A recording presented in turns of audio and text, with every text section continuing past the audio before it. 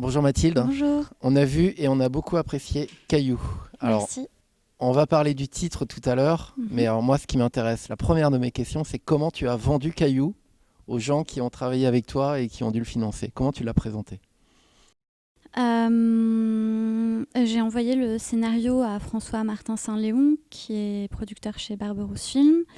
On s'est rencontrés et voilà, il avait lu le scénario, ça l'avait intéressé.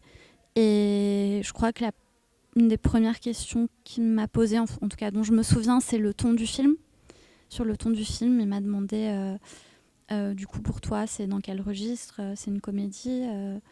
Et je crois que je lui ai répondu qu'il y avait à la fois de la comédie et du drame et que c'était lié et que dans la vie de toute façon les choses, enfin la vie elle est ni tout le temps triste ni tout le temps drôle et que c'était des moments comme ça qui sont l'un ou l'autre ou les deux en même temps et que j'ai eu l'impression qu'on se comprenait bien sur ça et que sur le ton du film, ce qui était important et qu'aussi il comprenait que j'avais envie de la durée du film, sa forme assez ténue, assez lente, était importante et qu'il fallait assumer ça et pousser l'étrangeté du film, ce qui était mon intuition. Donc ça a été pour moi assez évident qu'il fallait que je travaille avec lui et qu'il allait m'accompagner dans la bonne direction. D'accord. Voilà. Et toi, quand tu le présentais pas, tu disais pas c'est un film étrange, c'est un film comique. Tu, à ce moment-là, tu avais juste ton histoire et c'est l'histoire que tu voulais raconter? Ouais, moi j'envoyais le scénario comme ça. Et d'ailleurs, quand j'ai contacté des gens pour travailler avec eux, comme par exemple le chef opérateur Emmanuel Fraisse, je lui ai écrit en me disant que j'aimais son travail, que je préparais un film, voilà, en lui envoyant le scénario et je les ai laissés lire le scénario et puis après je les ai rencontrés pour voir si ça leur avait parlé et à chaque fois je disais que c'était important, enfin ça semble évident, mais que la personne soit intéressée, touchée, enfin qu'elle soit voilà qu'elle soit sensible à la forme du scénario et à son contenu et voilà et je crois que ça a été le cas avec la plupart de mes collaborateurs collaboratrices. Après je crois que c'est quelque chose que j'ai pas mal dit que pour moi il fallait vraiment que ce soit drôle et que ça allait être un enjeu important. Pour mon monteur, Nobuo Coste aussi, c'était assez clair la lecture du scénario. Il comprenait cet humour-là. On a un peu le même humour. C'était important d'avoir trouvé des gens qui étaient sensibles un peu à cet humour-là. Et il a le même rapport que moi de spectateur aussi, qui est qu'on aime bien quand les choses sont pas trop didactiques et sont pas trop orientées pour le spectateur et que on laisse aussi le spectateur se positionner vis-à-vis d'une scène. Et tu avais quelques références déjà que tu citais auxquelles tu pensais?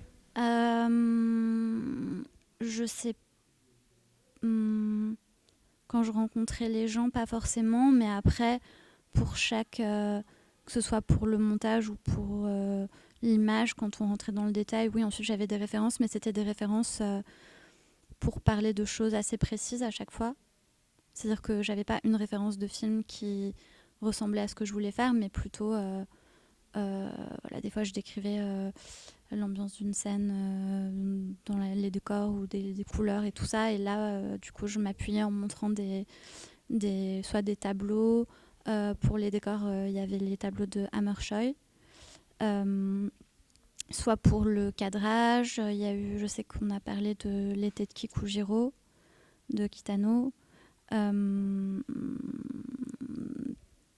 un film dont j'ai un peu parlé aussi, c'est Donnie Darko, voilà, qui est un film sur l'adolescence qui est un peu pour moi un anti-teen movie, qui est un peu qui a un personnage d'adolescent que je trouve super intéressant et auquel moi je m'identifiais beaucoup en tant qu'adolescente, mais qui est un peu aussi en décalage avec les gens de son âge.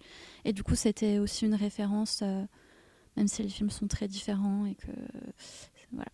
Et quand tu le dis, ouais, ça saute aux yeux. Ouais.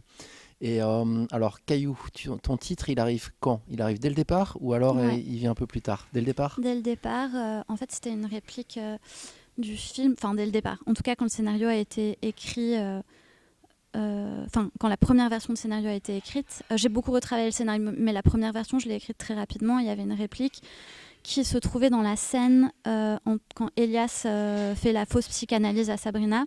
Il lui disait, il faut que tu imagines que tu as un caillou dans une forêt. C'est une scène qui a été tournée et tout ça, enfin une réplique qui a été tournée mais qu'on a coupée parce qu'on a changé le montage de cette scène pour partir dans quelque chose d'un peu plus onirique. Et j'ai voulu quand même garder ce titre parce que déjà j'aime beaucoup la sonorité du mot et il y a quand même un rapport aux objets, aux petits objets, aux cailloux, quand ils font le chemin de cailloux avec Sabrina, quand il observe une bille au début du film. Et puis c'est un titre qui est évocateur de plein de choses, comme le caillou dans la chaussure et tout ça. Moi, je pensais au caillou dans le cœur. Oui, aussi, ouais. Et alors, comment ton casting, comment tu le construis? Parce que c'était important que tu trouves les bonnes personnes. Alors, pour les rôles d'adultes, c'était des gens que j'avais vus dans des films et que j'avais... Enfin, pareil, que je projetais énormément dans les rôles. Donc, il y avait Samuel Achache pour le psy et pour la mère Delphine Glaise. Ça, c'est des gens que j'ai contactés par mail ou sur les réseaux en leur envoyant le scénario et j'ai eu la chance, ils m'ont dit oui. Ensuite, pour les rôles, le rôle principal et les autres rôles d'adolescents, ça a été un casting avec Kenza Barra. Et voilà, on a rencontré pas mal de monde et il a fallu trouver un équilibre dans le trio entre les 3 adolescents. Voilà. Et alors, tu les as fait travailler d'une façon particulière pour qu'ils trouvent justement cette tonalité qui est particulière? J'ai pas mal travaillé avec Lucien surtout parce qu'évidemment il est dans toutes les scènes, donc c'est avec lui que j'ai que le travail était le plus long. Et comment je les ai fait travailler de manière très concrète, je crois, c'est-à-dire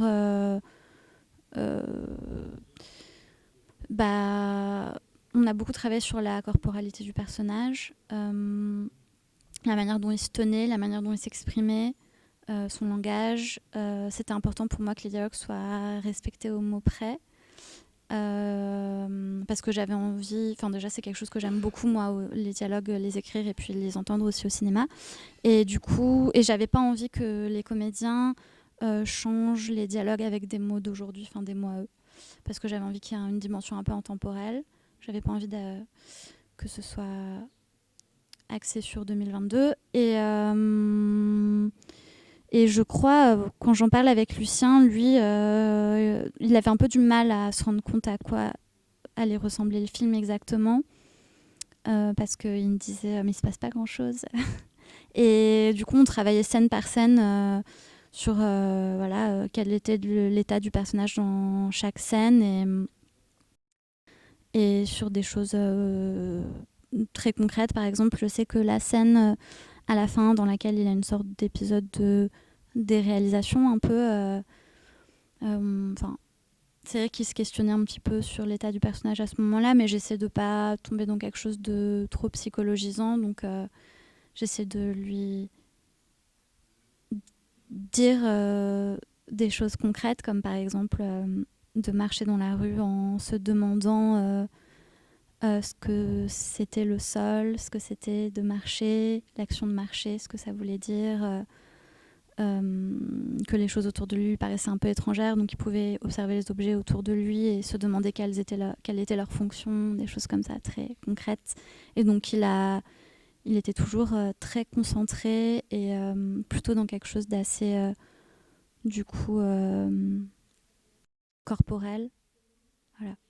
Ce qui est étonnant avec ton film, outre son ton doux amer assumé, c'est son côté à la fois faux et vrai. Tu joues avec le faux et le vrai, et on sent que cette histoire dont tu nous parles, tu la tiens, et tu la tiens d'une histoire vraie.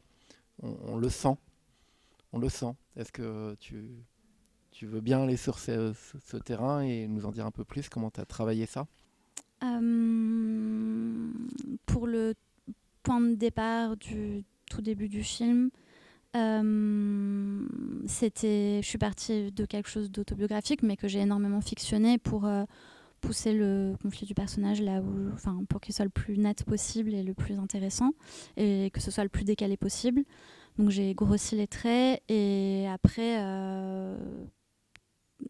j'ai, enfin voilà, la notion de réel et de la manière dont chacun le perçoit à sa manière, c'est quelque chose qui me questionne au quotidien. Donc je pourrais faire encore 1000 scènes comme ça là-dessus et le décliner de 1000 manières. Voilà. Donc j'essaie d'être le plus honnête possible par rapport à ma perception des choses et des émotions et des sensations. Et voilà.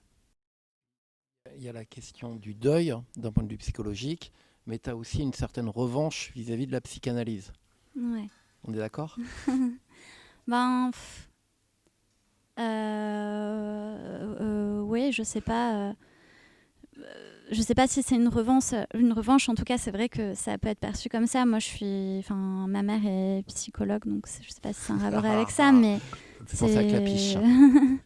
Donc voilà, non, mais j'ai rien contre la psychanalyse, mais en tout cas, c'est quelque chose que j'ai eu besoin de questionner dans ce film, en tout cas. Et justement, pour revenir sur le faux, t'as personne qui t'a dit mais c'est pas possible, quelqu'un qui est en deuil et qui mange plus et c'est tout ce qu'il fait, ou la vie continue pour lui. Il y a personne qui t'a dit mais non. Si, je crois qu'il y a des gens qui m'ont dit que c'était pas possible, qu'il soit pas triste, qu'il ressente rien et tout ça. Mais de toute façon, moi, si je pouvais répondre à cette question facilement, j'aurais pas fait ce film. Donc, je pense que pendant tout le film, moi-même, je m'interroge à chaque scène, quoi. Voilà. On peut dire que c'est un film sur le déni quelque part. Ouais, aussi, ouais.